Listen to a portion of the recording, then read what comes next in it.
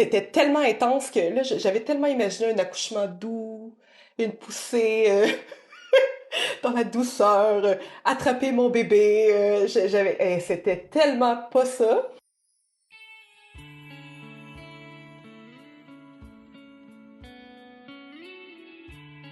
Bienvenue sur le podcast Naissance positive et éclairée. Je suis Laura Aimée-Lewis, éducatrice à la naissance. Je vous accompagne dans ce beau voyage qu'est la maternité en vous aidant à bien vivre votre accouchement. Après plusieurs années en tant qu'ingénieure ayant obtenu mon doctorat, je décide de faire un tournant à 360 et je me reconvertis dans le monde merveilleux de la maternité. Et parce que tout le monde devrait pouvoir vivre un accouchement transformateur qui vous redonne confiance en vous, je vous partage à travers ce podcast de l'information et l'inspiration pour que vous aussi, vous puissiez bien vivre la naissance de votre enfant et démarrer votre postpartum de manière sereine. Restez informés et partez à l'écoute de récits d'accouchement positifs, car si c'est possible pour elle, ça peut l'être pour vous aussi. Je vous souhaite une belle écoute. Bonjour à toutes et à tous, je suis ravie de vous retrouver aujourd'hui avec Estelle, maman de 2 enfants nés au Québec en maison de naissance. Estelle a eu la chance de recevoir un conditionnement positif par rapport à la naissance, ce qui aide énormément à avoir confiance en son corps, savoir que l'enfantement n'est pas dangereux et qu'il est naturel. C'est une réelle chance que, j'espère, nous allons tous transmettre de plus en plus avec nos générations, car de mon côté, on peut remonter jusqu'à ma grand-mère et son conditionnement à l'opposé des parents d'Esther. Entre ces deux récits, Estelle nous parle de son rôle de doula et on échange sur pourquoi elle a décidé de faire ce métier. Je vous souhaite une belle écoute. Salut Estelle, comment vas-tu ? Ça va très bien, et toi? Ça va super bien. Je suis trop contente que tu sois là aujourd'hui. Je vais pour une fois dire comment je t'ai trouvée. Tu es illustratrice et je suis tombée en cherchant des choses de la naissance, comme toujours, sur Internet. Je suis tombée sur tes récits d'accouchement en BD. Et je les ai trouvés, les illustrations et l'histoire, les deux magnifiques. Donc je t'ai contactée pour savoir si tu voulais bien nous raconter encore plus de détails sur le podcast.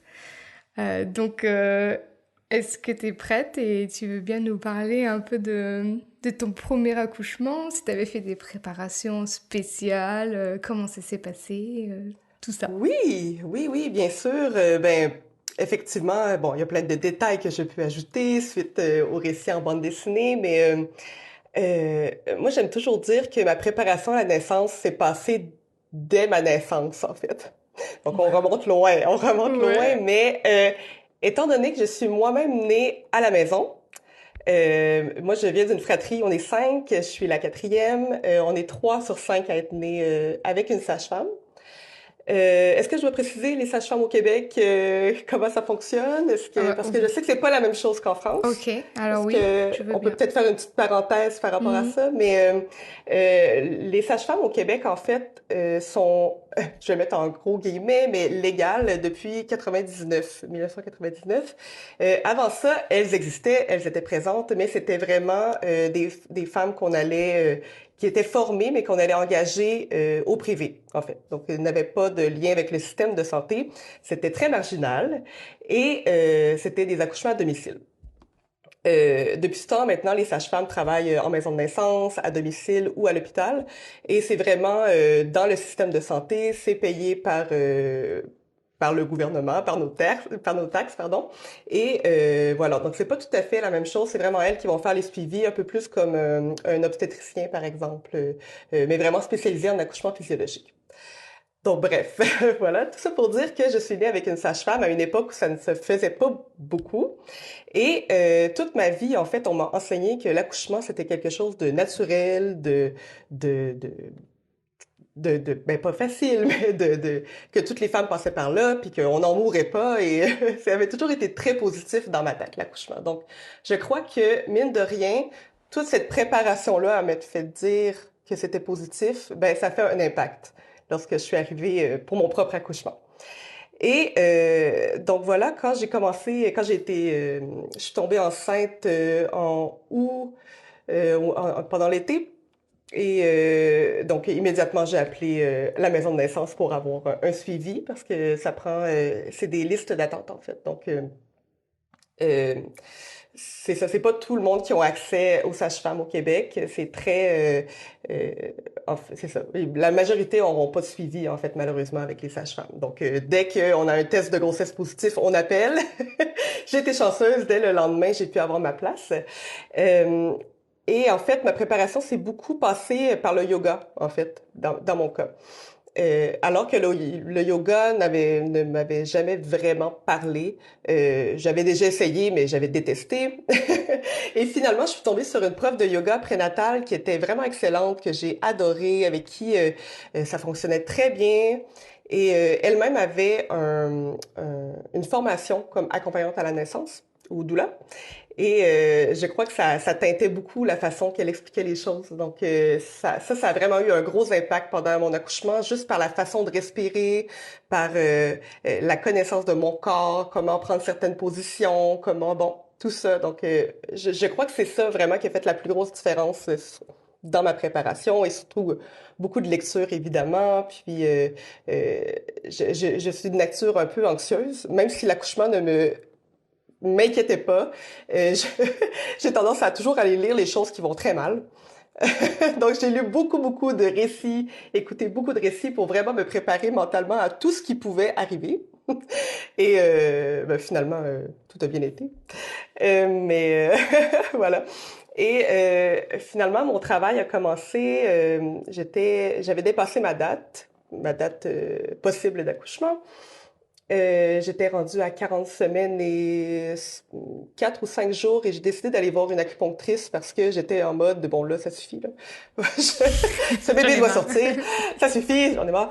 Mais il y avait aussi l'aspect que, encore une fois, en maison de naissance, il reste qu'il y a beaucoup de protocoles et c'est relativement facile de perdre un suivi avec sa sage-femme. Donc, dès qu'il y a quelque chose qui sort de leur champ de pratique, on est transféré à l'hôpital.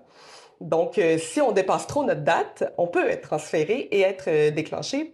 Donc, je ne voulais pas me rendre là. Donc, je vais à l'acupuncteur, même si, honnêtement, je n'y croyais pas vraiment.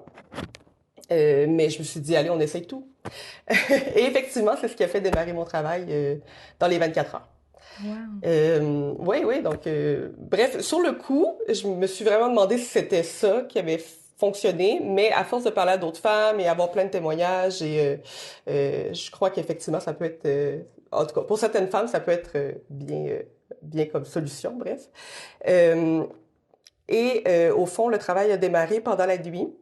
Et dans mon cas, ça a démarré quand même assez rapidement. J'avais pas de doute que c'était un travail préparatoire ou faux travail. C'était d'une évidence.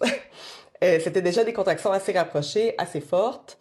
Euh, j'ai décidé de ne pas réveiller mon conjoint. Je me suis dit quand même, bon, en fait, moi, mentalement, je me préparais à un accouchement de 36 heures. C'était ça. C'était euh, dans ma famille, les femmes accouchent en plusieurs jours. Donc, dans ma tête, c'était exactement ce qui allait se passer pour moi. Je me préparais à un marathon de 36 heures. Donc, le travail commence. Je me dis, ah, mon conjoint a le temps de dormir, là. C'est pas urgent du tout. Et oui, bref, la suite nous dira le contraire. Mais donc toute la nuit, je fais mes contractions dans ma salle de bain. Je prends mon bain, je me fais les jambes. T'es vraiment pas nerveuse là. Je prends vraiment mon Attends, temps. je me fais les jambes. Oui, C'est-à-dire épiler oui. les jambes? Ben au rasoir là, oui. Je me dis, je vais faire mes jambes. Je fais Donc vraiment, là, je pense que ça, là, je prends ma douche. Je me dis, oui, comme je dis, dans ma tête, moi, là, j'en ai pour J'ai le longtemps. temps. Oui, j'ai vraiment le temps. Donc finalement, ça commence à devenir de plus en plus intense. Je me dis, bon, je vais quand même réveiller. Je vais le réveiller, au moins l'avertir un peu quand même. Donc lui, évidemment, il est vraiment pas dans le même esprit. Là. Lui, il est vraiment en mode actif et il doit faire des choses. Même si de l'extérieur, la plupart des gens auraient trouvé qu'il était très calme. Je savais qu'à l'intérieur, il commençait à être très nerveux. Mais je faisais mes choses de mon côté. J'étais dans le bain encore une fois. J'avais appelé ma sage-femme. Puis elle-même, elle me disait, ah ben, tu sais, je crois que t'en as encore pour un petit moment. Là. Tu peux rester à la maison. Bon, je continue comme ça. et finalement, tout se met à débouler très vite. Mon conjoint m'apporte à manger, puis en fait, finalement, c'est pas resté. C'est pas- en fait, je me suis mis à avoir des contractions très, très fortes. Euh, donc, c'est ça. En fait, j'ai eu envie de tout rejeter mon repas. Je suis allée aux toilettes, j'ai perdu du liquide. C'était pas clair qu'est-ce que c'était. Puis finalement, en sortant de la salle de bain, ben là, j'ai décidé d'appeler quand même ma mère juste pour lui dire. Ben en fait, j'ai dit à mon conjoint d'appeler ma mère parce que j'étais déjà plus capable de parler. Donc bon, ça allait plus vite qu'on pensait. Donc il appelle ma mère, puis je me souviens que ma mère a dit ah, est-ce qu'elle veut me parler? Puis j'ai juste été incapable. Non, non, non, non, non, non, non, je ne parle à personne. Et tout de suite après, dès il a fermé le téléphone, en fait, j'ai perdu mes os. Donc vraiment comme dans les films, là, vraiment, c'était évident que c'était la poche des os qui venait de rupturer. Puis après ça, en fait, c'est devenu très, très, très intense. Je sais pas, j'étais au combien de minutes à ce moment-là. Tu sais, tout devient très flou, mais je me souviens qu'à ce moment-là, je me demandais comment simplement j'allais me rendre à ma voiture, en fait. Je me disais, je comprends pas comment je vais pouvoir descendre les marches d'escalier, me rendre à l'auto et faire 10 minutes de voiture. Tu sais, pour moi, ça me semblait... Donc, il était à peu près 7 heures le matin. Et donc, j'arrive, c'est ça, vers un peu, peut-être vers 7 heures et quart à la maison de naissance. Puis, en fait, à ce moment-là, je suis juste en... je, je vais dans le bain et c'est tout. Je me déshabille. J'avais pensé à amener un maillot pour aller dans le bain, pour être plus confortable. Finalement, je suis nue. Moi, là, j'accouche, donc faites ce qu'il faut, mais moi, là, je m'occupe de sortir mon bébé. Donc, je suis allée dans le bain. Pour moi, j'ai pris beaucoup, beaucoup de bains pendant ma grossesse. Et j'avais vraiment l'idée d'accoucher dans l'eau. Donc, c'est quelque chose qu'on peut faire en maison de naissance, pas à l'hôpital par contre, mais avec les sages-femmes, c'est possible. Donc, mais en fait, j'ai fait tout mon travail dans le bain. Donc, je me suis installée et je me souviens pas d'avoir fait beaucoup de positions parce qu'en fait, et d'être très mobile parce que c'était tellement intense. C'était très, très, très rapproché. En fait, j'avais jamais de pause. En fait, c'était une tempête. En fait, tout ce que je faisais, c'était respirer puis en avoir une après l'autre. Je me souviens d'avoir peut-être eu 3 pauses ou une où j'ai regardé ma sage-femme en lui disant mais c'est très intense. Qu'est-ce que je vais faire? Et j'ai eu des pauses où les endorphines faisaient un travail incroyable où j'étais complètement partie ailleurs. Meilleure drogue que j'ai vécue, vraiment, c'était génial. Où vraiment je dormais, où je ronflais entre mes contractions. Et mes sages-femmes ont fait des points de pression, ils ont fait de la compression de bassin, entre autres, mais j'ai pas eu... ils me donnaient à boire, ils me donnaient à manger de temps en temps, mais c'était le silence complet dans la chambre, mis à part les sons que je faisais. C'était très, très calme. Et c'est après quelques heures, donc peut-être 3 heures plus tard, où ma sage-femme finit par me dire, bon là, faudrait peut-être que tu sortes du bain, là. Faut être mobile un peu, hein, puis bon. Et, euh, et bon, je sors du bain. Encore une fois, je me dis comment je vais faire pour sortir de là. Et je me rends sur le lit et là, ça devient complètement insupportable. En fait, là, je me souviens d'avoir d'avoir tapé sur les meubles, tu sais, un peu de colère, de je sais plus quoi faire avec cette douleur-là. Et rapidement, ça s'est mis à pousser, en fait. Ça a été donc classique de je dois vraiment aller aux toilettes. Et je m'en vais à la salle de bain. Puis, en fait, à ce moment-là, c'est la seule fois que j'ai eu un toucher, en fait, pour vérifier la dilatation de mon col. Donc, ma sage-femme arrive tout doucement, puis elle me dit veux-tu vérifier où on en est? Parce qu'évidemment, elle se doutait où j'en étais, mais elle voulait s'assurer que c'était bien ça. Mais effectivement, j'étais complète. Puis j'étais sur la toilette à ce moment-là, puis je me dis, mais c'est pas possible. Mais parce que là, évidemment, on parle à la notion du temps, mais évidemment, ça fait pas 36 heures que je suis que je suis là. Et je me dis, c'est pas possible, je suis déjà rendue là. Oh, incroyable.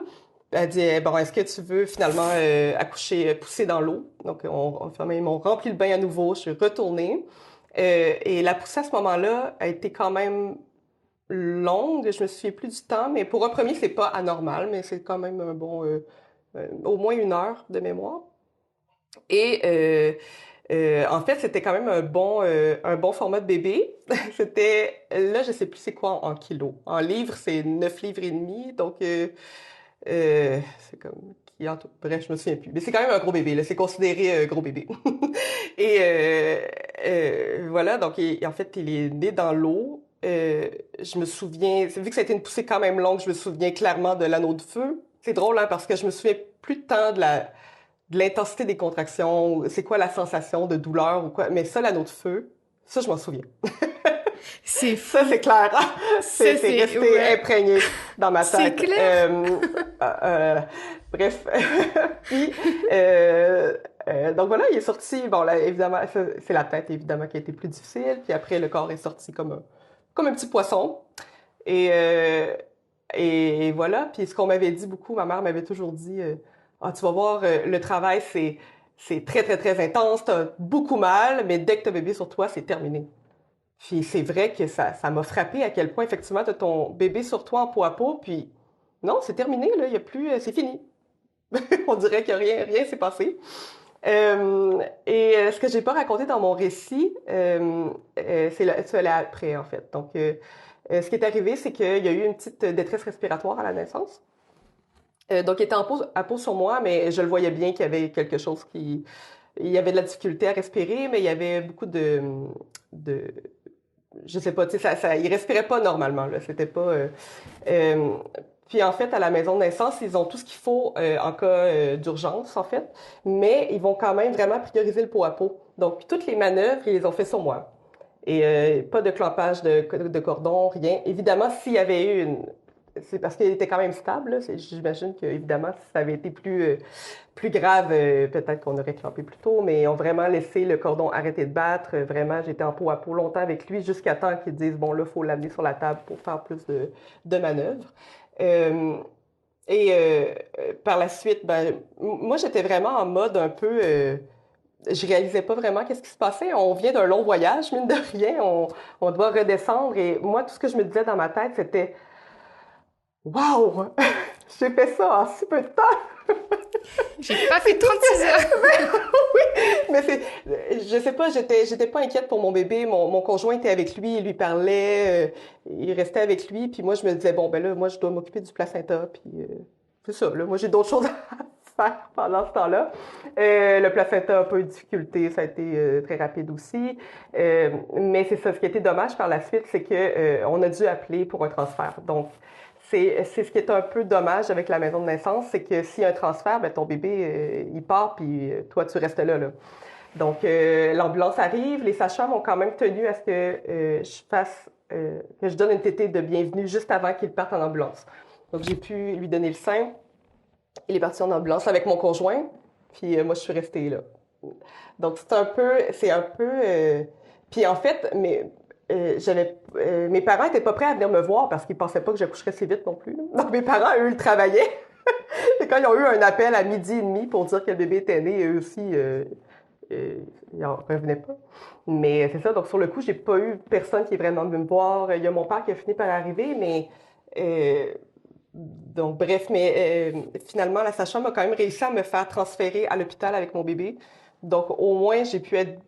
on est resté 2 ou 3 jours à l'hôpital quand même, où le bébé était sous observation. Mais donc, ben, ça pourrait être une autre histoire, là, bien sûr, tout le postnatal, mais ça a été quelque chose d'assez intense, d'essayer de faire démarrer l'allaitement dans un contexte de soins c'était pas les soins intensifs, là, les soins intermédiaires qu'on appelle, là, donc où le bébé est en incubateur puis est surveillé. C'est pas un contexte très, très idéal là, pour faire démarrer une lactation puis avoir beaucoup d'ocytocine. Donc, c'était un début plus difficile euh, pour ça. Mais, donc voilà, donc ça a été un long parcours d'allaitement par la suite. Où finalement ça a terminé en mixte pendant 6 mois. Donc j'avais de la préparation et l'allaitement. Euh, et ça me convenait. C'est sûr que c'était pas ce que je m'imaginais. Donc, autant d'un côté, l'accouchement, j'étais super prête mentalement, autant que le postnatal, pas du tout. Donc, comme beaucoup de futurs parents. Ah, donc voilà, c'était un résumé de mon Ouais, premier accouchement. tu m'as fait un résumé, mais waouh, super. Oui, c'est toujours difficile d'aller dans les... c'est ça, on veut donner des détails, mais bref. Mais ton bébé, qu'est-ce qu'il avait alors, au final, que ça a duré autant de temps? Enfin, Oui, plusieurs ben jours en quand fait, même. le pire, c'est que dans les faits, quand il est parti en ambulance, il allait quand même très bien. C'est juste Hmm. que dans les protocoles, après un certain nombre de temps, ils n'ont plus le choix de faire un transfert. Mais dans les faits, il allait quand même très bien, là. Faudrait que je relise les papiers de l'hôpital, mais c'était une question de poumons. C'est comme si les poumons s'étaient pas déployés complètement en sortant. Donc, il y avait beaucoup de sécrétions c'est ça. Donc, c'était plus dur de sortir tout ça. Mais dans les faits, c'est ça, il allait quand même très bien. Puis c'était un peu, euh, c'était spécial de voir son bébé dans un incubateur, un bébé, comme je vous dis, qui était quand même d'un bon format, qui prend tout l'incubateur et à côté, t'es hospitalisé avec des bébés prématurés à côté. C'est presque, tu sens presque de trop là, dans la pièce. Là. Ton bébé va bien, puis il y a des belles couleurs, puis il a l'air très en santé, puis à côté, t'as des parents qui sont là depuis des semaines. C'était Ouais. très étrange comme contexte, ouais. Et Mm. est-ce que tu as trouvé, parce que je fais pas mal de recherches là-dessus aussi par rapport aux liens d'attachement, tu vois, justement ces heures qui sont vachement... Tu l'as dit d'ailleurs, bon, l'allaitement et les ocytocines, est-ce que avec le recul maintenant, et j'imagine que ça s'est pas passé avec ton deuxième enfant, est-ce que tu as trouvé qu'il y avait quelque chose qui a manqué un petit peu quand même, ou ça s'est fait après de toute façon? Hmm. Je parle beaucoup de... Ce qu'on n'a pas précisé, c'est que je suis accompagnante à la naissance aussi. Je Oui, suis c'est ça, doula j'allais te dire aussi. aussi, Si ça oui. Donc, c'est arrive, sûr que... Oui. c'était avant, Euh, c'était entre tes enfants, pourquoi t'as eu je envie suis de... devenue doula, ça fait environ 1 an et demi. Donc, Ah. c'était après mes enfants. Je Mhm. pensais jamais faire ça pour vrai dans ma vie. Là. Mais ça, en tout cas, ça aussi, c'est une autre histoire. Mais le lien d'attachement et le pot à pot, et c'est quelque chose que on n'en parlera jamais assez. Parce qu'effectivement, c'est sûr que chaque histoire est différente. Ça ne veut pas dire que si tu es séparé de ton bébé, que l'attachement va mal se dérouler. Par contre, c'est sûr que euh, ça peut rendre ça un peu plus difficile.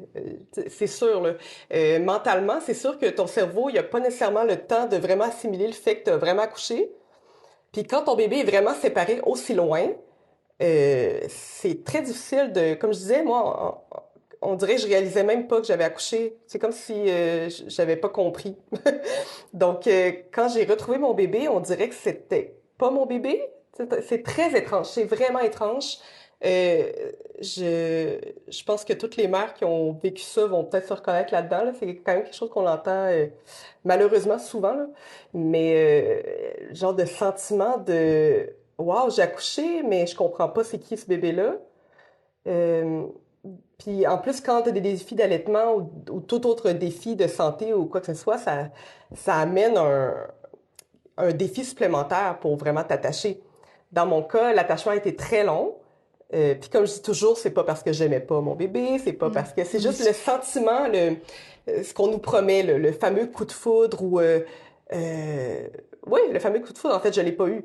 Puis j'essayais de ressentir cette émotion-là qu'on me parlait tellement et je le sentais pas.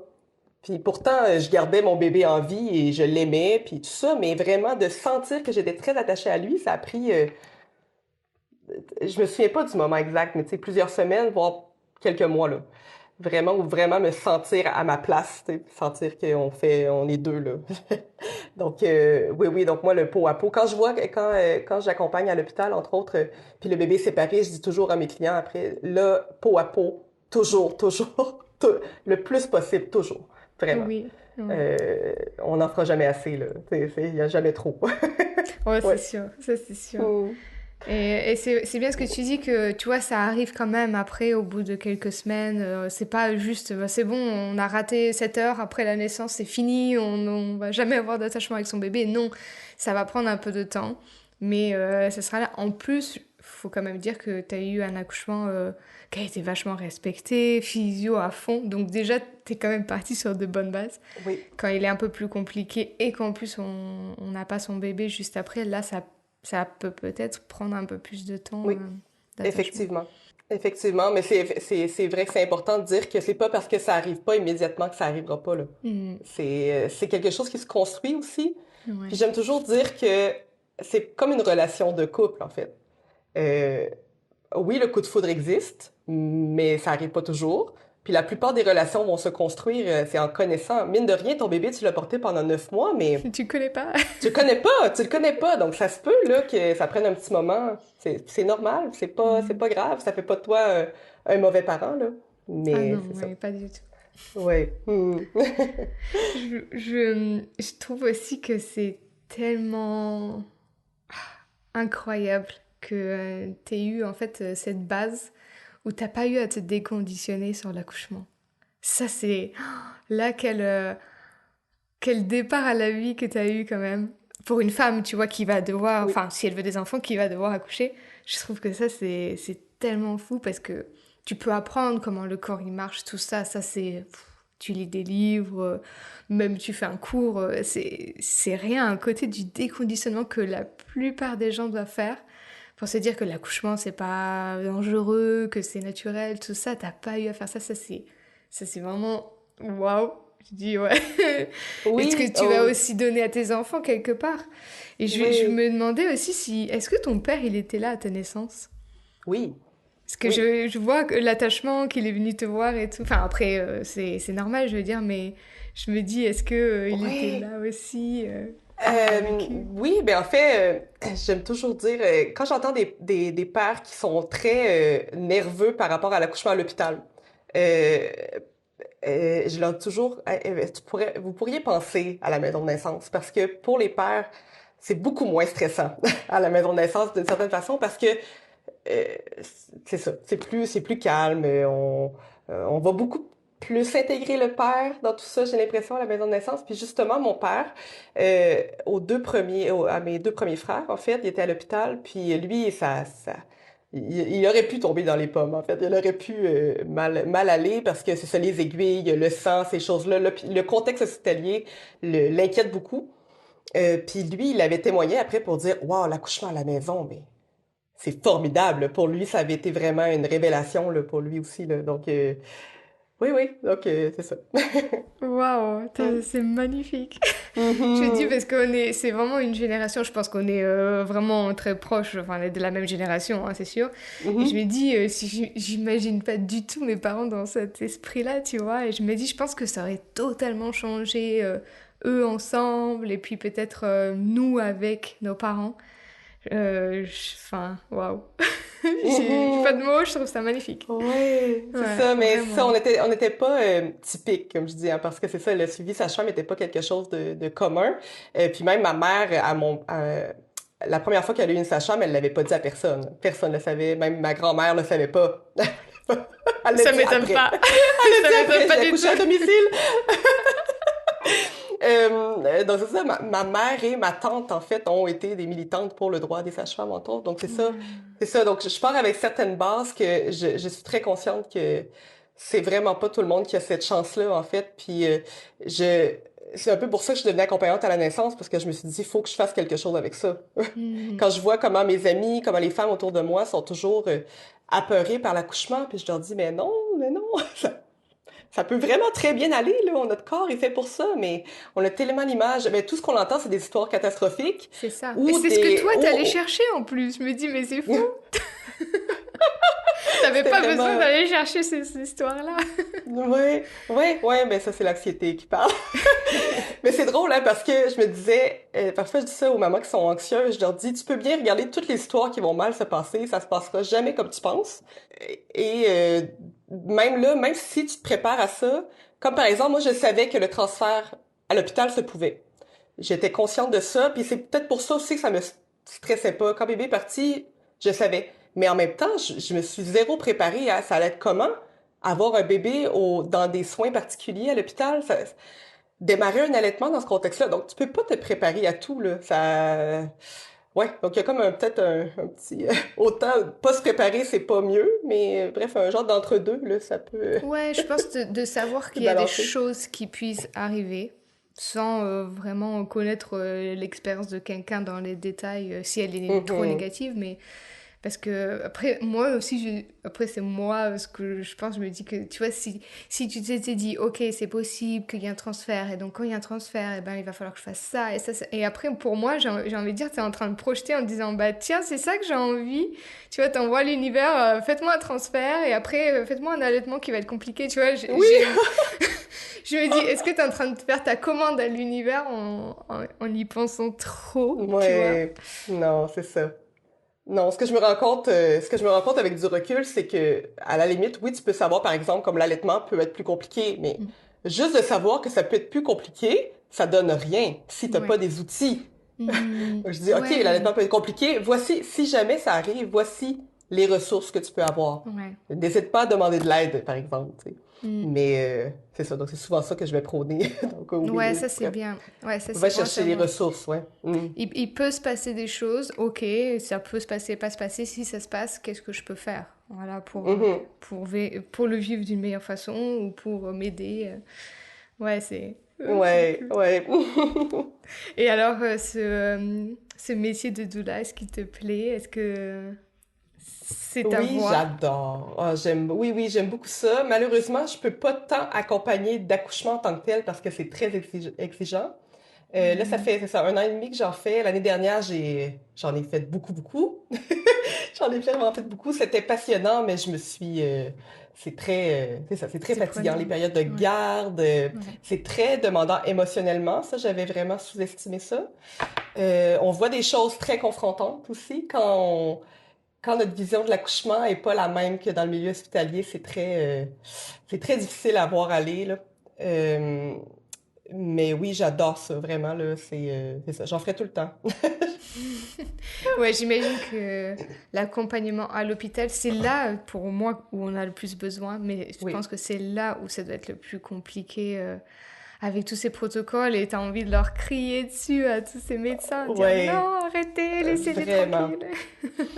Ouf, des fois, on voit des choses, puis c'est ça, c'est très difficile de pas intervenir parce que faut savoir c'est quoi notre place aussi, là. C'est pas le Ouais, moment de militer non plus pendant un accouchement, c'est pas, mais après, des fois, on voit des choses que c'est pas possible. Je peux pas croire qu'est-ce que je vois ou à quel point l'équipe médicale, heureusement, c'est pas tout le monde, là, mais mm, très souvent, ils ont aucune conscience de c'est quoi l'accouchement physiologique, en fait.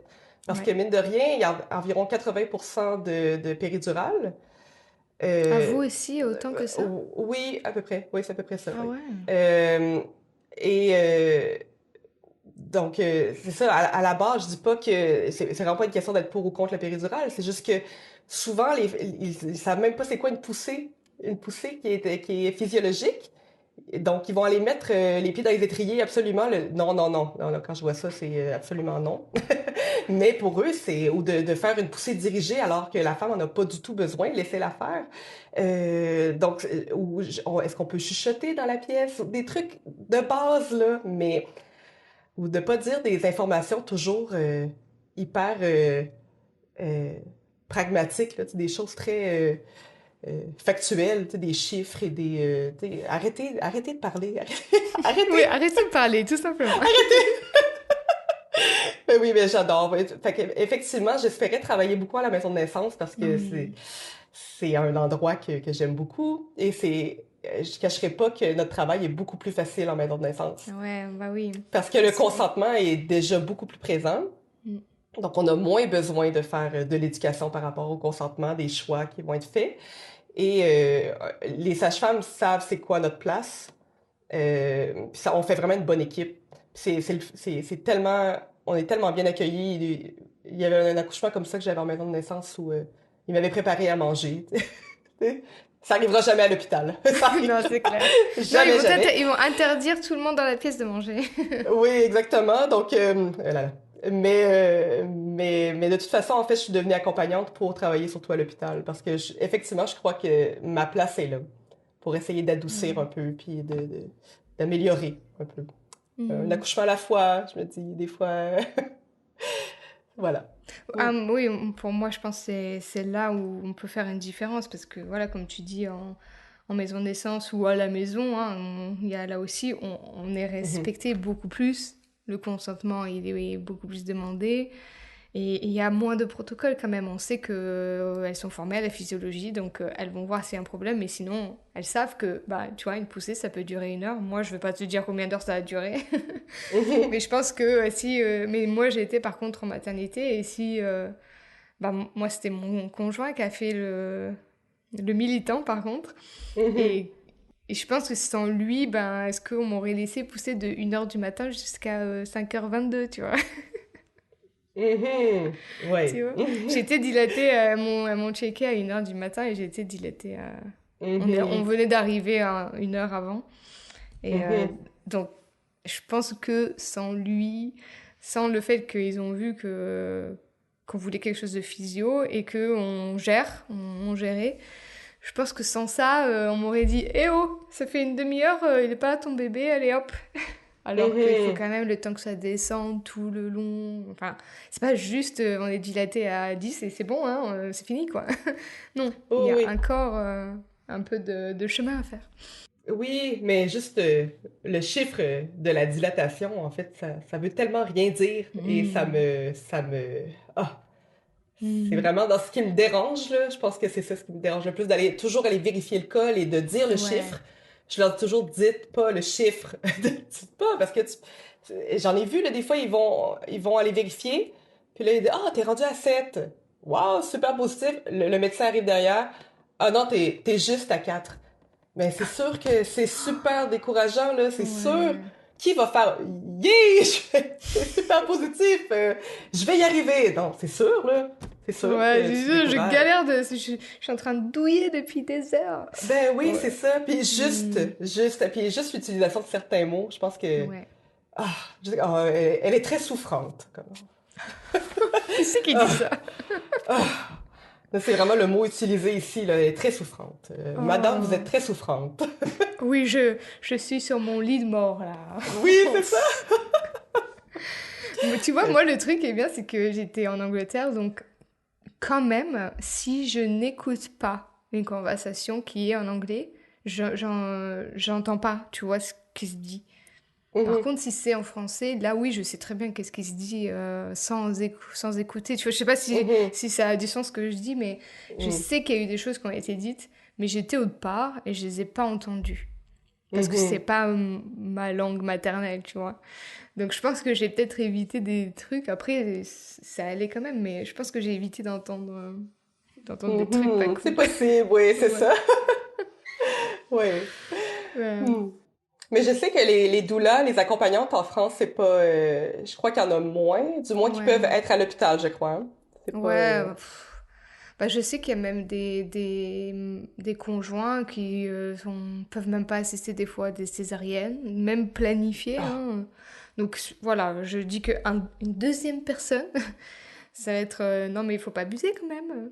oh mon Mais Dieu. je sais pas, je sais qu'on en a... C'est pas encore autant que dans les pays anglophones ou au Canada, tu vois, c'est pas encore Mhm. là, mais ça commence petit à petit. Mais ouais, juste pour revenir et finir sur la dilatation, et ça, j'adore parce que, tu vois, j'ai des récits de vraiment toutes sortes, hein. Et combien de fois il y a des femmes qui m'ont dit je suis passée de 6 à 10 en genre 45 minutes. Donc, tu sais, quand on vient te checker toutes les heures, ça veut rien dire. Ça veut rien dire. Et là, je suis trop contente qu'il y ait toutes ces femmes qui ont pu dire ça. Et toi, si on pense à toutes les heures, est-ce que tu es resté 10 heures quand ça a vraiment commencé à être fort, tu vois? Est-ce qu'on en compte 10? Tu vois, Mhm. quand on y pense vraiment à tout ça, c'est pas 1 heure par centimètre. Et puis ça s'ouvre, ça se ferme. Je pense qu'il y a quelqu'un qui peut venir et dit que c'est à 7.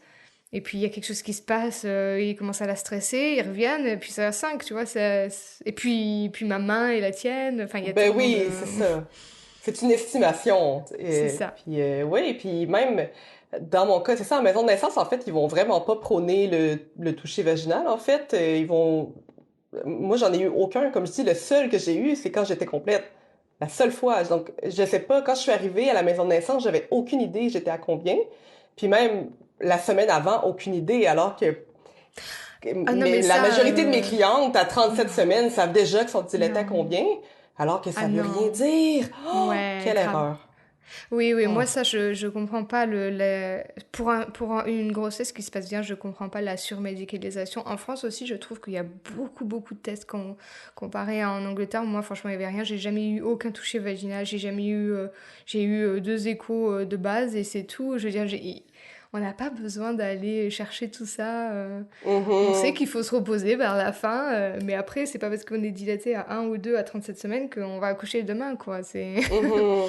Ben non, absolument pas. Non, non. Ou j'ai déjà vu une de mes clientes que justement était absolument pas dilatée, rien du tout. Puis là, sa médecin commençait à lui parler de provoquer l'accouchement, puis elle a dit non, non. Puis le lendemain, elle a accouché.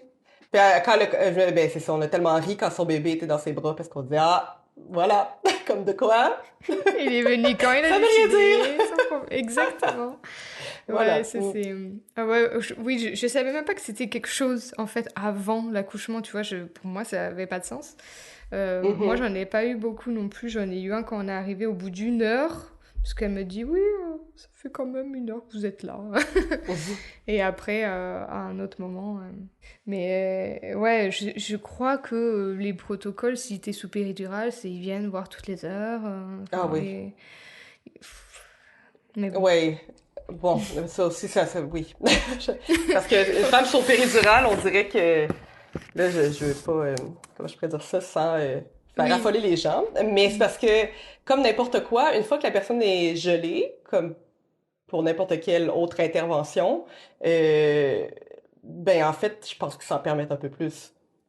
C'est dommage, mais quand je le vois, tu sais, je le vois là, les touchés vaginaux vont être beaucoup moins doux, vont être beaucoup plus, oui, oui, c'est peut-être que si les femmes voyaient comment, qu'est-ce qu'on Ouais. voit là, je sais pas comment ils Mhm. réagiraient là, mais bref, voilà. Donc, Ouais, non, ouais, je suis d'accord. Et puis c'est vrai que je pensais pas que c'était autant au Canada, parce que nous aussi, c'est dans les 80%, tu vois. Je mhm, pensais pas que c'était autant que ça. Et je trouve qu'en fait, c'est devenu la normalité. Et en fait, quand on dit qu'on veut pas accoucher avec une péridurale, ou quand on dit qu'on n'a pas accouché avec une péridurale, on nous prend pour des warriors, alors ouais, que non. Et tu vois, c'est exactement, moi j'ai exactement ressenti ce que tu as dit. Une fois que mon bébé est sorti, mais c'était le bonheur. Et c'est pas que j'ai rencontré mon bébé, c'est trop bien, c'est que j'avais plus de contractions. Mais aujourd'hui, je peux pas te dire l'intensité, je peux pas te dire mm, comment c'était, comment ça faisait mal, je peux pas te dire tout ça, tu vois. non, Mais je trouve que moi, ce que j'essaie quand même de dire avec les recherches que j'ai fait, et la péridurale, ça n'a pas non plus zéro impact sur l'accouchement, sans parler de ce qui peut se passer après. mhm, Qu'on peut avoir des instruments, etc. Il y a aussi le fait que, ben, là aussi, l'attachement, il peut être un petit peu biaisé parce que dans les études, ils montraient que les ocytocines, elles baissaient.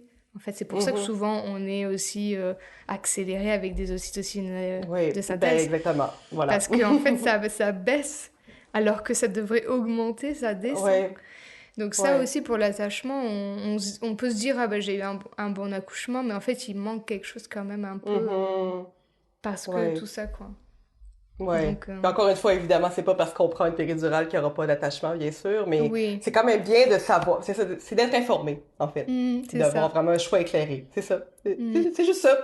Oui, c'est ça, Oui. on le sait. Au moins, bah après, tu vois, si on se dit, tiens, j'ai un peu du mal avec mon bébé, bah, on peut peut-être l'expliquer et donc se dire, ok, c'est pas ma faute, c'est pas moi qui aime pas mon bébé, il y a un petit truc. Mhm. Parce que les hormones, faut quand même le dire, nous, surtout les femmes, elles gèrent notre vie, quoi. Ben oui. Disons-le. Mhm. Mhm. Soyons honnêtes. Voilà, soyons honnêtes, c'est pas nous les chefs de notre vie, c'est les Ah, hormones. oui. Oui, voilà. Bon, bah, tu vas nous Ah. raconter ton deuxième. Est-ce que c'était à la Oui. même maison de naissance? Oui. Oui, mais Ouais. pas la même chambre. Euh, En fait, pour mon deuxième, donc le premier c'était un petit garçon, deuxième petite fille, je suis tombée enceinte beaucoup plus rapidement que ce que je pensais.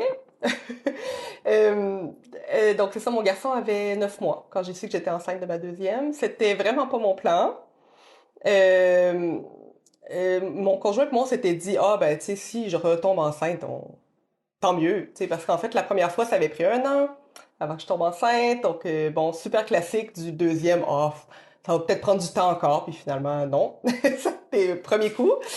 Donc, ça a été une grossesse plutôt étrange où j'avais c'est ça, c'était pas le plan que je désirais à la base et encore une fois donc beaucoup d'anxiété mais beaucoup relié au fait que bon j'avais mon plus grand entre gros guillemets parce que c'était encore un bébé on s'entend euh, cet été-là en particulier parce qu'au fond j'ai accouché l'automne cette fois-ci mais l'été ça a été une canicule interminable donc ça a été un été très demandant avec mon plus grand qui me demandait beaucoup d'attention donc ça a été pas le même type de grossesse. J'essayais là-dedans de naviguer entre ma carrière, ma vie.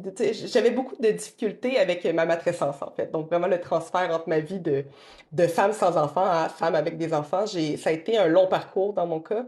Puis j'avais vraiment de la difficulté à me retrouver dans tout ça, de trouver des points de repère. Euh, puis bref, quand l'accouchement est arrivé, ben, cette fois-ci, j'ai eu plusieurs épisodes de travail préparatoire, donc de faux travail, vraiment des fausses alertes au point d'appeler ma sage-femme puis de commencer à préparer les valises. Là, à ce point-là, puis finalement, oups, non, là, tu t'endors puis tu te réveilles le matin en faisant ah, non, c'était pas cette fois-ci. Mais finalement, encore une fois, quand le travail a démarré pour vrai, j'étais à presque à 40 semaines cette fois-ci. J'avais pas dépassé ma date. Et ce matin-là, je me suis fait réveiller tout de suite avec des contractions aux 7 minutes à peu près. Là. C'était évident que c'était ça. Donc, je vais dans le bain vérifier si c'est bien le vrai travail. Mon conjoint m'avait laissé tranquille. J'y avais pas dit. J'avais pas dit encore cette fois-là, mais pendant ce temps-là, il s'occupait de notre plus grand, encore avec des gros guillemets, parce que mon garçon avait 16 mois à ce moment-là. Il s'occupait de notre plus grand, puis là, il m'apporte encore à manger cette fois-ci, puis là, je dis, non, là, je pense cette fois-ci, c'est pour vrai. Donc là, il dit, bon, ben, je vais aller prendre une douche, puis préparer mes choses, mais c'est vraiment autre chose, hein, faire des contractions avec un enfant d'1 an et demi à côté de nous, là. Donc, bon, je ramassais des dégâts, là, mon garçon avait ramassé un verre de jus, par exemple, donc t'as une contraction, mais tu essaies de continuer ta vie de maman pareil. Euh, mais c'est ça, ça s'en venait très rapide. J'avais appelé, donc je finis par appeler ma sage-femme. Euh, sur le coup, j'étais un peu déçue parce qu'en fait, c'est des équipes de 2 ou 3 sages-femmes qu'on a. Donc, on sait pas c'est qui nécessairement qui va être là cette journée-là, qui va être de garde. Euh, Puis celle que j'ai appelée à ce moment-là, je l'avais déjà eue à mon premier suivi, donc je la connaissais mieux. Puis elle m'a dit, ah ben en fait, je termine ma garde dans 1 heure, donc puis j'ai quelque chose, donc je peux pas, ça peut pas être moi aujourd'hui, ça va être quelqu'un d'autre, qui était adorable aussi, puis c'était très bien, mais j'ai eu une petite déception à ce moment-là de me dire, ah non, ça sera pas elle, mais bon, ça va être ça. De toute façon, je vais accoucher vite. Là, cette fois-ci, j'étais plus préparée. J'ai appelé ma mère pour qu'elle vienne s'occuper de mon plus grand. Puis, avec ma mère, on avait dit, ah, à 2 heures cet après-midi, c'est fini. Comme de fait. On avait eu une bonne estimation. Donc, j'ai dû arriver à la maison de naissance vers 10 heures, autour de 10 heures, 10h30. Euh, puis, en fait, c'était un tout autre type de contraction cette fois-ci. Je voulais un accouchement beaucoup plus moins intense. Je voulais que ça soit rapide, mais un peu plus où j'avais le temps d'un peu profiter de mon travail, là, un peu de comprendre un peu qu'est-ce que les autres femmes voulaient dire par avoir de l'ocytocine, là. Puis, donc j'avais vraiment le temps de discuter entre les contractions, de faire des blagues. Euh, J'avais demandé à mes sages-femmes de faire un accouchement pratiquement seul. Moi, j'avais dit, vous pouvez venir de temps en temps, évidemment, faire vos vérifications, mais je veux vraiment être seule dans ma chambre avec mon conjoint. Donc, on est arrivé à la maison de naissance. Les 2 fois, par chance, il y avait personne sur l'étage. J'ai toujours été la seule à accoucher quand j'accouchais.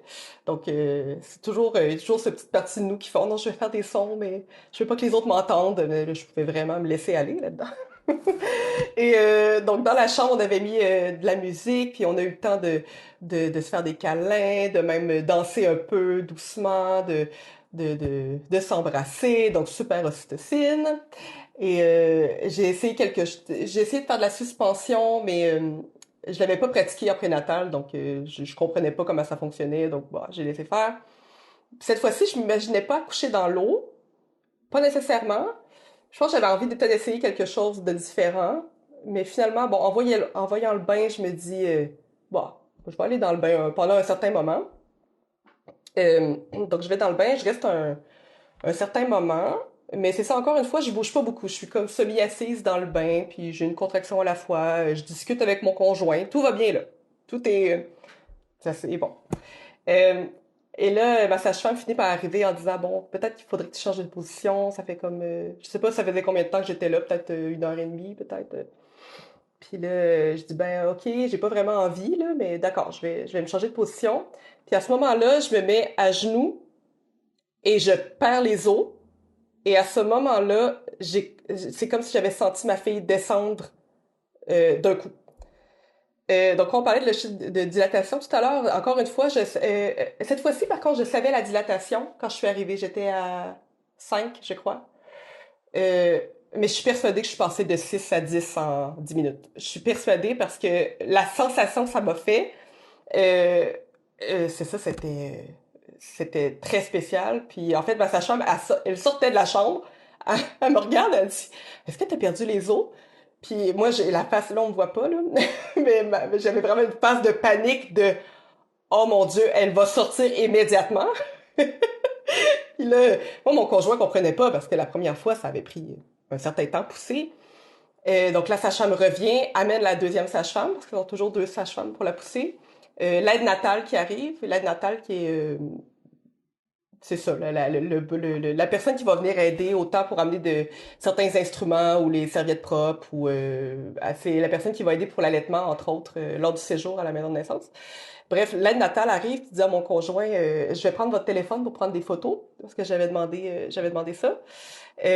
Puis mon conjoint, je me souviens clairement qu'il disait ben non, mais c'est pas tout de suite là, le bébé est pas sur il va pas sortir maintenant. Puis je l'avais regardé. Et si tu savais. Donne ton téléphone! Donne ton téléphone immédiatement.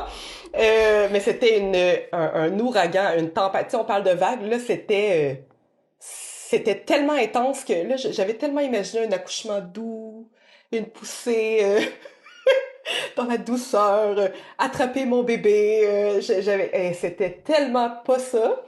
Euh, oh là là, ma fille a décidé que c'est ça. Elle sortait, c'était terminé, c'était son moment de sortir. Donc c'est ça, la poussée a duré peut-être une quinzaine de minutes. C'est ça. Donc ma sage-femme a fini par me dire, si tu veux attraper ton bébé, il faudrait que tu te changes de position. Puis moi, j'étais juste faites ce qu'il faut. Je sais pas quoi faire. Cette fois-ci, j'ai pas senti l'anneau de feu parce que ça a juste été trop rapide. Donc quand il est sorti, la sage-femme l'a pris, mais j'ai comme réussi un peu à la prendre en même temps. Donc j'ai réussi un peu à faire la sortie, mais moins que dans ce que j'avais imaginé. Et finalement, ben c'est ça, peau à peau. Puis effectivement, elle était vraiment très bien à la naissance. Elle était prête à commencer sa vie. Elle était- aucun problème. Mais c'est ça, c'était le portrait craché de son frère, donc la pauvre. La première chose qu'on lui a dit, c'est OK. Bon, le portrait craché, Léonard 2, parce que mon garçon s'appelle Léonard. Donc Léonard 2, c'est la première chose qu'on lui a dit. C'était trop frappant. Mais par la suite, c'est ça, placenta, pas de problème. Puis donc cette fois-ci, j'ai pu rester à la maison de naissance le temps que je désirais. Ma mère est venue avec mon plus grand, venait dire bonjour, venait rencontrer sa sœur, puis donc c'était quand même bien démarré, mais finalement j'ai encore eu une histoire d'allaitement pas super. Donc, mais par contre l'attachement a vraiment pas été de la même façon. Effectivement, ça a été beaucoup plus direct. Je pense qu'il y a une question aussi peut-être de confiance aussi. On sait un peu plus à quoi s'attendre. Ouais, je pense que c'est aussi une préparation mentale qui est différente, c'est sûr, là. Euh, mais oui, donc mais le séjour à la maison de naissance était tellement différent qu'à l'hôpital. T'es à la maison de naissance, en fait, c'est que t'as une grande chambre avec un bain et un lit, un très grand lit. Donc, en fait, tu peux être avec ton conjoint dans ton lit. Tu peux faire du cododo. Et à la maison de naissance, ils vont pas te réprimander pour ça. Donc, tu peux être avec ton bébé à côté, puis oui, il t'amène des plateaux de fruits et de fromage, puis oui, oui, c'est le rêve, là. Il t'a pas, tu sais, oui, oui, t'es comme une reine, en fait, là, quand t'es à la maison de Ouais, ben, naissance. tu Ouais, es une vraiment. reine, tu viens d'accoucher, de toute Oui, façon. oui, Donc, oui, clairement, t'as le droit à tout. Oui, oui.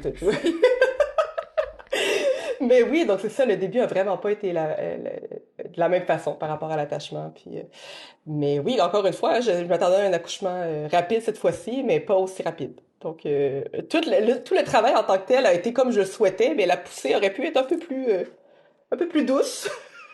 Un petit 10 minutes de plus, là. Ça aurait pu. Ouais, juste le Mais temps que ouais, ouais. tu t'y fasses et que tu tendes les bras. Parce que Ah j'imagine qu'ils ouais. voulaient quoi, tu sois assise pour pouvoir attraper ton bébé. C'est Oui, quoi comme qu'ils auraient voulu? semi-assise, effectivement, ouais. Parce que là, j'étais Hmm. encore à genoux. En fait, je me suis mis à genoux et j'étais incapable de me déplacer de cette position-là. J'étais paralysée. Ouais.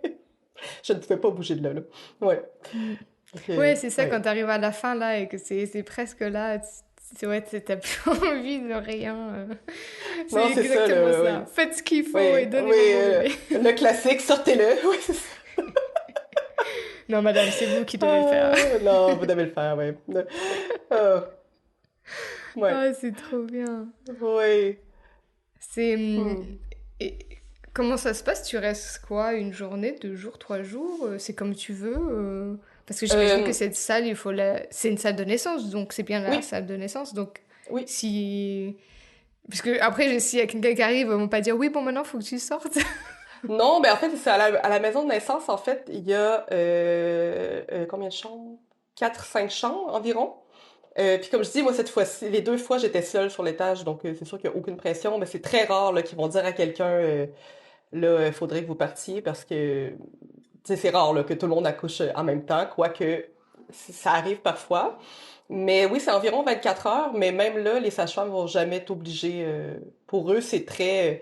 Quand je dis que le choix est beaucoup plus éclairé à la maison de naissance, c'est qu'eux, ils vont le dire. Si tu veux partir dans 4 heures, tu peux, là. Il n'y a pas de toute façon, les sages-femmes viennent à domicile le lendemain, puis les jours 3, donc puis ils te le disent, qu'est-ce que tu dois vérifier si quelque chose qui est pas normal.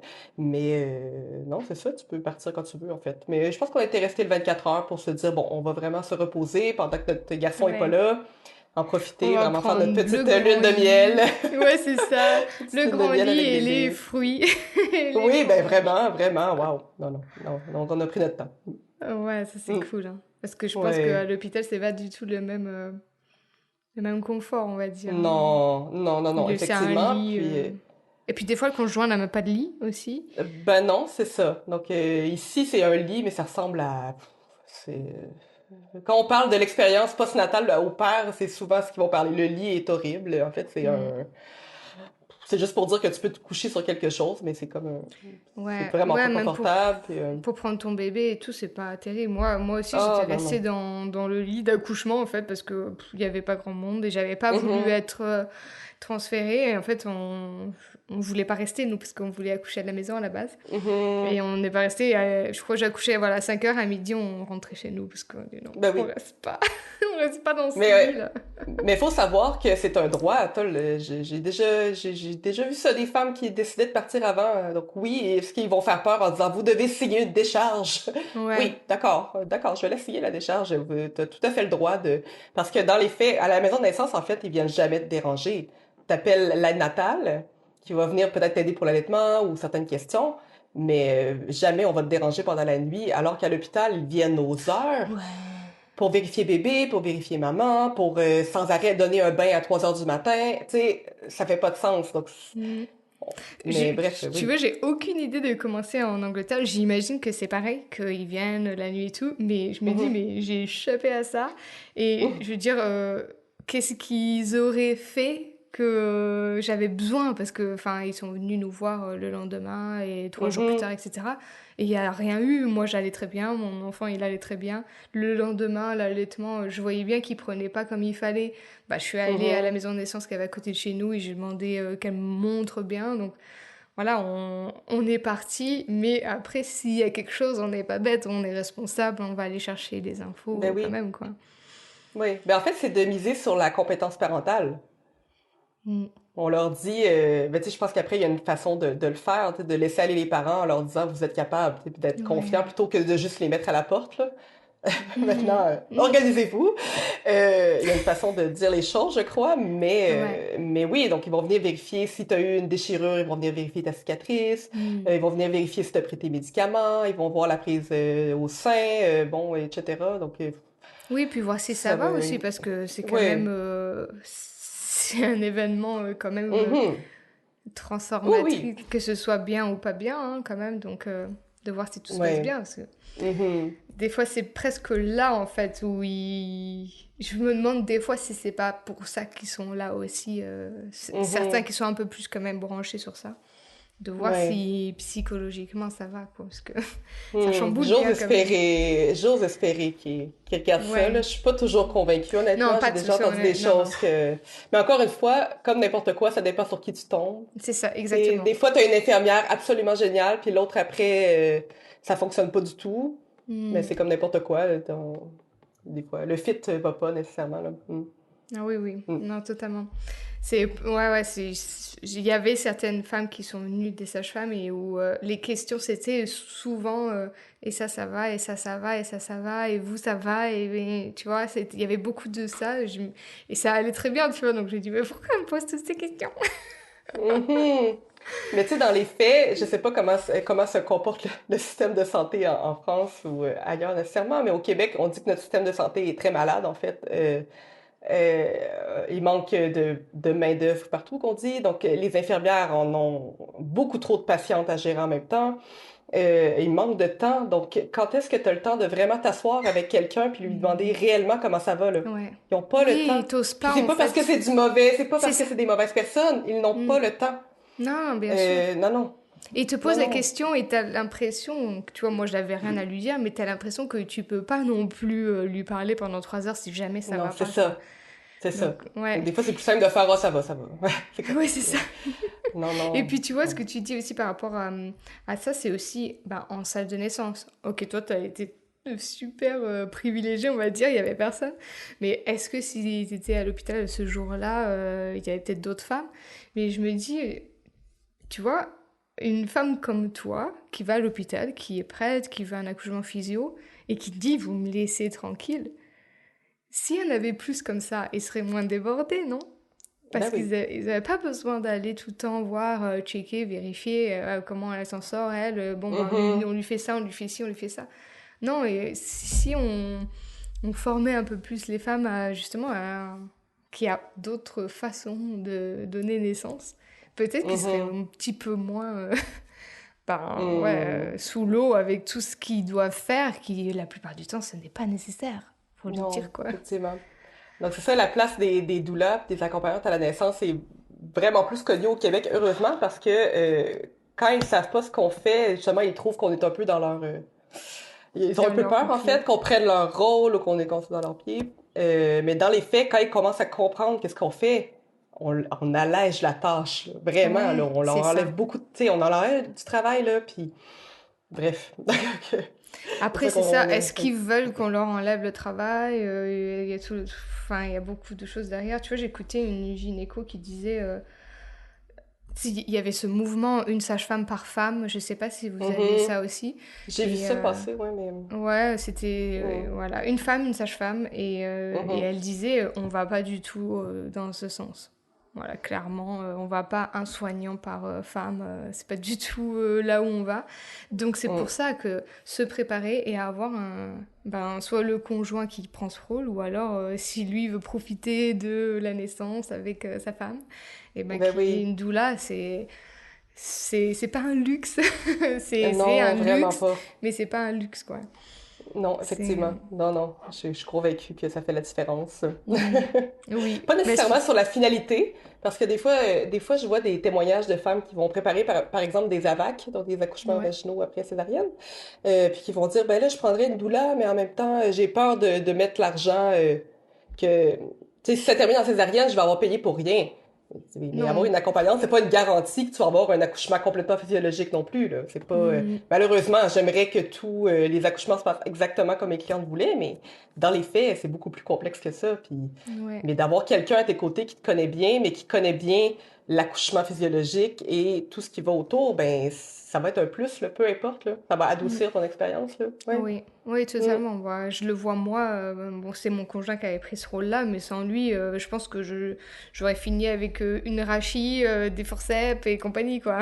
Donc, Mais ça prend un conjoint très préparé aussi, là. Ah ouais. Donc, avoir une accompagnante d'avoir une accompagnante qui va préparer le conjoint. En fait, je cacherai pas que la plupart des femmes, quand ils cherchent une doula, c'est beaucoup pour leur conjoint. Oui, oui. Ben, ouais. Donc, que le conjoint soit prêt, puis que ça va faire toute la différence, là. Ouais. Vraiment. Ah, Ouais. totalement, Mm. totalement. Mm. Ça, je suis persuadée.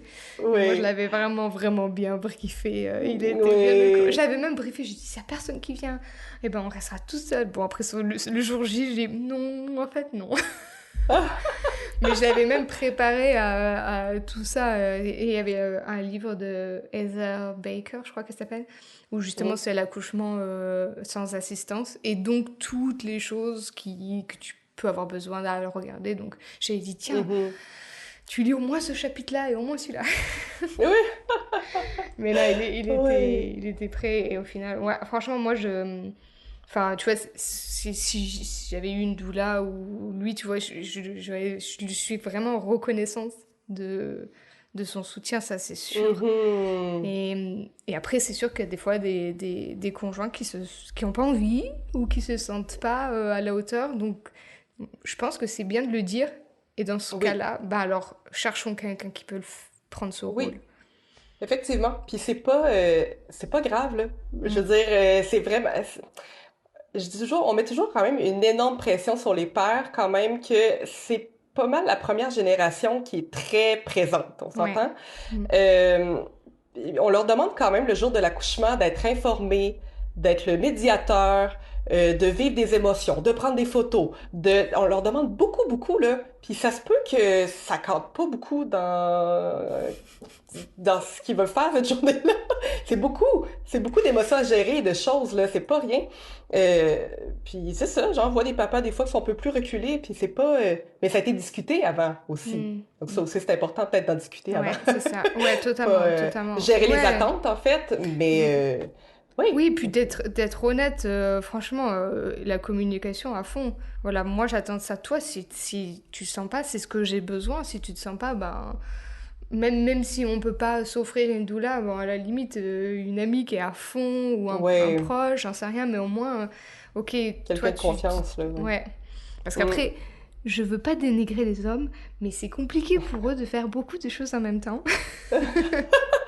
Mais particulièrement cette journée-là. C'est sûr, là, Exactement. c'est difficile, Et, oui. et oui, en plus, il y a le personnel médical qui va dire des choses et eux, ils se disent oh, mais ma Oui, femme, qu'est-ce qui va lui arriver? Donc, vraiment, oui, de prendre le oui, recul là-dessus, de ne pas avoir les émotions qui rentrent dans tout ça, c'est vrai que d'avoir quelqu'un extérieur qui nous connaît mais qui n'est pas attaché à nous autant qu'eux, oui.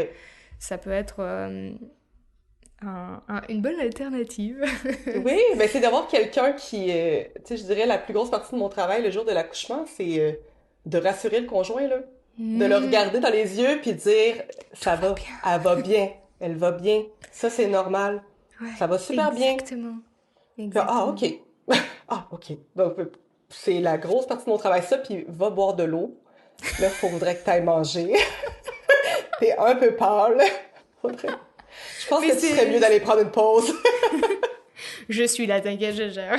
C'est Mais ouais, c'est ça. Oui. c'est super ça, parce que tu vois, souvent on va avoir le personnel médical qui vont suivre leur protocole et qui vont dire oui, là, ça fait un petit peu longtemps que ci ou que ça. Et eux, ils vont avoir peur alors qu'il n'y a pas besoin. Et c'est super d'avoir Mhm. quelqu'un qui dit non, mais c'est normal.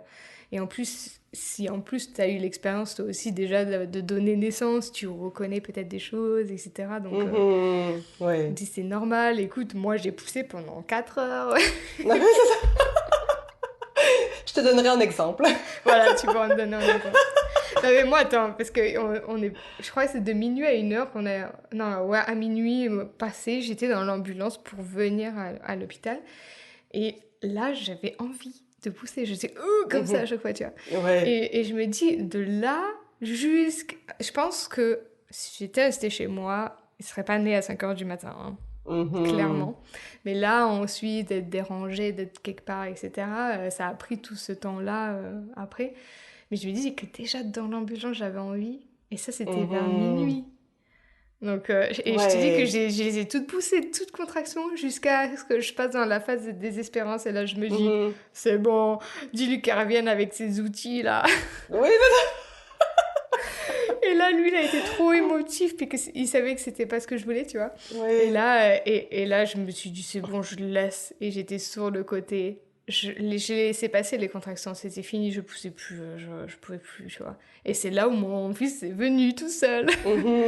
Et tu vois, Ouais. là, quand tu disais la poussée dirigée, moi, j'avais marqué en plus de mon projet de naissance. Franchement, elles ont respecté pratiquement tout. Mais Mhm. là, elles ont dû oublier, tu vois, c'est la panique tout d'un coup, le bébé sort. Ouais. Et elles m'ont dirigé la poussée. Alors que moi, enfin, tu vois, moi, je le sentais aussi là, notre feu. Je voulais pas pousser à ce moment-là. J'attendais la Mhm. contraction. Je voulais pas pousser entre parce que je sentais que j'étais tout en train de m'ouvrir, tu vois. Hein. Donc, Mhm. je voulais prendre le temps. Et elle allait pousser, pousser. Et Tyler, il était là, respire, respire, parce qu'on avait appris à, tu sais, la respiration bien dirigée vers le bas pour Mhm. éviter de pousser avec ses muscles Oui. Mhm. du Pyrénées et au final ben tu sais c'est qui est le plus fort qui c'est qui est le sachant et donc je les ai écoutées elles Mhm. et je les regrettais un peu après parce que j'aurais pas dû pousser autant enfin de toute façon il est sorti pratiquement tout seul des premières contractions parce que Ouais. moi je faisais plus rien donc Mhm. Ouais, mais tout se passe tellement vite à ce moment-là, mm, c'est ça. Ça se passe vite, puis on a un peu, ben pas besoin d'être pris en charge à ce moment-là, mais on dirait, on a tellement besoin de soutien qu'on va prendre tout ce qui passe en fait. Tu sais. ouais c'est Ça ça va, peu exactement importe ça va être quoi qui va être proposé, on va dire oui, oui. mm. Je vais revenir à ma mère encore, mais ma mère elle me disait toujours, tu vas voir, il y a un moment où on pourrait te proposer de te couper un bras et tu dirais oui. Ah ouais à ce Puis point mais non, mais c'est vrai, à un moment donné, il y a un moment où tu te dis, tu sais, dans la désespérance, justement, ou, tu sais, dans le 8 à 10 là, on dirait que Mm. t'es plus beaucoup là mentalement, puis, en fait, tout ce que tu recherches, c'est un soutien. C'est ça que les ouais femmes ont besoin à ce moment-là. Puis, tout ce qu'on pourrait te proposer, tu vas probablement dire oui. Mm. Puis, bon, peut-être couper un bras, c'est peut-être un peu intense comme exemple, mais en même temps, je trouvais ça quand même drôle. Je me disais, c'est pas si loin que ça. c'est pas si S'il loin disait, ça va vraiment mieux aller si on vous coupe un bras. Ah, ben oui. ok Allez-y. allez-y. Faites ce qu'il faut. Faites ce qu'il faut. Mais tu vois, c'est là où tu te dis que tu peux pas avoir un consentement libre et éclairé à ce moment-là. C'est pas possible quand Non. on te demande des choses tout le long là. Si t'as pas quelqu'un qui écoute avec ses oreilles de un peu plus sur la terre, on va dire, tu peux pas. Tu vas dire oui, tu sais même pas à quoi t'as dit oui, quoi. Ben oui. Non, non. C'est ça. C'est normal. Ouais, Mais c'est pour ça qu'on dit toujours de poser des questions rationnelles à ce moment-là, ça donne absolument rien, en fait. ouais, c'est Tu sais, ça. tu vas juste demander si tu veux de l'eau, puis tu vas pas répondre quelque chose de très... Ben, soit ça va être hyper directif, là, ou complètement aucun Aucun sens comme sens. réponse, là. C'est ça. Ouais. Euh, Ouais. la naissance, c'est quand même cool. Je me dis, Je- Enfin, après en hôpital, je sais pas trop comment ça se passe pour avoir vraiment un truc vraiment naturel, physio, qui est respecté, tu vois. Mais je pense que j'espère que tu t'as vécu, que tu vivras aussi tu sais, des naissances tellement belles qu'en fait tu prends ce shot d'oxytocine aussi, quoi, et t'es trop heureuse là. Oui, oui, oui, oui, mais la plupart du temps, oui, on revient à la maison, puis on est plein de stocine, puis on vient de voir un bébé naître, puis on vient de voir une femme qu'on connaît qui vient de faire quelque chose d'extraordinaire, puis de voir aussi la naissance des parents aussi, c'est quelque chose que je trouve tellement Ouais, beau. Les papas ou les mamans, peu importe, le deuxième parent qui, dans l'émotion, puis de voir cette nouvelle famille-là naître, là, c'est tellement beau, tellement beau. Puis oui, on en voit des belles naissances à l'hôpital, là. Euh, mais tu sais, c'est sûr que d'arriver le plus tard possible à l'hôpital, ça ouais. va permettre peut-être d'avoir une plus belle expérience parce que euh, de faire un accouchement complètement physio où tu restes là pendant 18 heures, honnêtement, ça se peut, je Difficile. l'ai vu, mais faut être, je sais pas, surhumaine, là. Je comprends pas comment on Ouais, est capable de faire ça, là. Tu sais, ouais. puis comme je dis toujours, parce que j'ai déjà des clientes qui m'ont demandé, oh, mais comment toi t'as fait sans péridurale? Je dis, ben, j'avais tout était placé pour que ça se fonctionne bien. Mon bébé, tu sais, je veux dire, oui, il y a eu une petite détresse respiratoire la première fois, mais même là, il n'y a pas eu de décélération cardiaque intense. On n'est pas venu me déranger sans arrêt. Ça a été rapide. J'ai toujours dit, si j'avais accouché pendant 36 heures, peut-être que j'aurais pris la péridurale, puis ça aurait probablement été la meilleure décision que j'aurais pris à ce moment-là, mais on sait jamais comment ça va se passer, puis c'est ça, un peu comment j'ai fait, ben, je sais pas. J'ai fait. Ça a été vite, ça a été vite. Quand les Ouais. conditions sont réunies, c'est sûr que ça donne un coup de pouce, c'est sûr. Mm. Ouais, et ça, c'est aussi le conseil que je dis d'y aller à la dernière minute, parce que c'est sûr que sinon... Enfin, après, qu'est-ce que c'est la dernière minute, hein? Ouais, c'est ça, là, ouais. Mais ouais, d'y aller le plus tard possible, parce que quand on y va aux premières contractions, comme toi, t'as eu au début, tu vois, oh tiens, ça commence, là. Mhm, Ou comme moi j'ai perdu les os à 2 heures, et je suis pas allée avant 1 heure du matin, donc... mhm, euh, tout ça, si j'étais allée quand ça commençait à être régulier, ben, je serais restée 4, 5, 6, 7 heures de plus là-bas. Je pense ouais, que ça serait pas passé pareil non plus. Donc non, ça, effectivement. c'est un bon conseil. Et au final, ben, t'es chez toi, donc tu peux pas avoir péridurale. Mhm.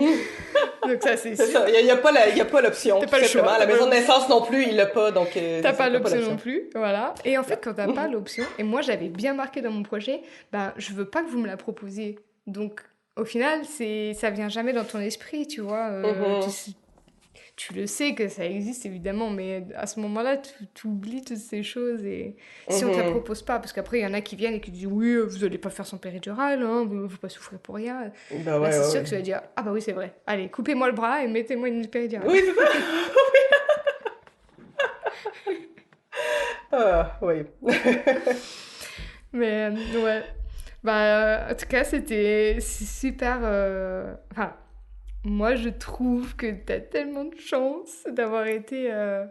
Bah, d'être venu au monde avec Mhm, ce conditionnement que t'as à toi qui enfin, t'étais pas du tout conditionné, mais je veux dire, mhm. Ah, le manque de conditionnement que nous, on a, ça a été mhm. vraiment super. Vraiment, j'espère que je Ah pourrai, oui, moi, transmettre ça à mes enfants oui, d'une manière ou d'une oui, autre. Et que, oui. enfin, Je dis toi, tu le toujours, feras aussi. ouais. Mais tu sais, tu le fais un peu avec ton podcast de justement de parler d'histoires positives, mais je dis tout le temps aux femmes qui ont eu des belles histoires, justement, ben, en fait, peu importe, je dis toujours, racontez la naissance à vos enfants. Puis, Hmm. n'hésitez pas à mettre un peu plus de détails, parce que souvent les gens savent même pas. Ouais. J'ai déjà eu quelqu'un qui savait même pas si c'était né par voie basse ou césarienne, là, Ah, pour dire, là. waouh. Il y a Ah des gens ouais. qui partent à ce niveau-là, c'est dommage, c'est oui, mais Hmm. c'est quoi ton histoire à toi? Puis quand c'est positif de le dire aux femmes, Ouais. dites-le à vos filles, racontez-le, racontez-le. Hmm. Ça va faire la différence, vraiment.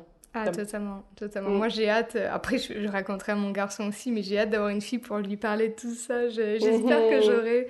J'ai trop envie qu'elle sache que c'est. Bah, qu'elle soit comme toi, tu vois, qu'elle sache Mm. que Ah. c'est naturel, qu'il n'y a pas à avoir peur et tout ça, tu vois. C'est Mm. ça.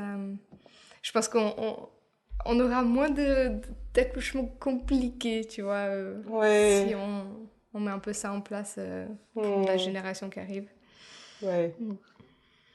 Ben écoute, Estelle, merci Oui. beaucoup de Ça fait m'avoir partagé. plaisir. Ouais, tu t'es remis un peu dedans. On partagera quelques planches de ton récit.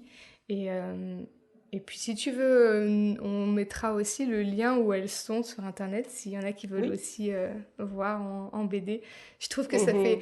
c'est marrant parce que toi, tu nous apportes quelque chose avec ta voix, tu vois, avec ta personnalité. Et sur ta planche, c'est une autre façon de le raconter. Donc c'est Ouais. pas mal. Oui, puis en plus, quand j'ai fait ces planches-là, mine de rien, ça faisait pas longtemps que j'avais accouché, donc c'est sûr Hmm. que ça aussi, je dis toujours, hein, si vous voulez raconter votre récit, là, écrivez-le tout de suite après Ouais, l'accouchement tout de parce que vous suite. allez l'oublier, hein.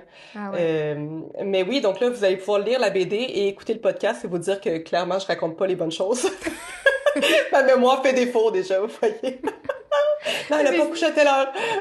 non, mais attends, on nous a dit que ça avait duré tant de temps. Ça a duré 36 heures en vrai, en fait, hein. Oui, c'est ça finalement. Ouais, non.